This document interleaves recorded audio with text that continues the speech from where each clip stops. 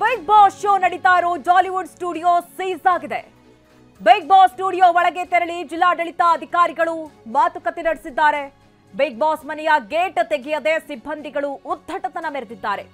ನೋಡಿ, ಜಿಲ್ಲಾಡಳಿತ ಅಧಿಕಾರಿಗಳಿಂದ ಬಿಗ್ ಬಾಸ್ ಸಿಬ್ಬಂದಿಗೆ ತಾಕೀತು ಕೂಡ ಮಾಡಿದ್ದು, ಮನೆ ಬಿಟ್ಟು ತೆರಳುವಂತೆ ಸ್ಥಳೀಯ ಜಿಲ್ಲಾಡಳಿತ ತಾಕೀತು ಮಾಡಿದೆ. ನೋಡಿ, ಈಗಾಗಲೇ ಬಿಗ್ ಬಾಸ್ ಮನೆಯ ಮೇನ್ ಗೇಟ್ ಸೀಸ್ ಆಗಿದೆ. ಅಧಿಕಾರಿಗಳು ಈಗ ಸಿಬ್ಬಂದಿಗಳಿಗೆ ಎಚ್ಚರಿಸುವಂತಹ ಕೆಲಸಗಳನ್ನ ಕೂಡ ಮಾಡಿದ್ರು. ಬಿಗ್ ಬಾಸ್ ಮನೆಯ ಗೇಟ್ ತೆಗೆದೇ ಸಿಬ್ಬಂದಿಗಳು ಉದ್ದಟತನ ಮೆರೆದಿದ್ರು ಅನ್ನೋದು ಕೂಡ ಗೊತ್ತಾಗಿದೆ. ಹೀಗಾಗಿ ಅಧಿಕಾರಿಗಳು ಈಗ ಮೇನ್ ಗೇಟ್ ಅನ್ನ ಸೀಸ್ ಮಾಡಿದ್ದಾರೆ. 7:30 ಒಳಗೆ ಕಾಲಾವಕಾಶವನ್ನ ಕೊಟ್ಟಿದ್ದಾರೆ. ಮನೆಯ ಒಳಗಡೆ ಇರುವಂತಹ ಏನು ಕಂಟೆಸ್ಟೆಂಟ್ಸ್ ಇದ್ದಾರೆ ಅವರನ್ನ ಹೊರಗಡೆ ಕಳಿಸಿ ಅಂತ.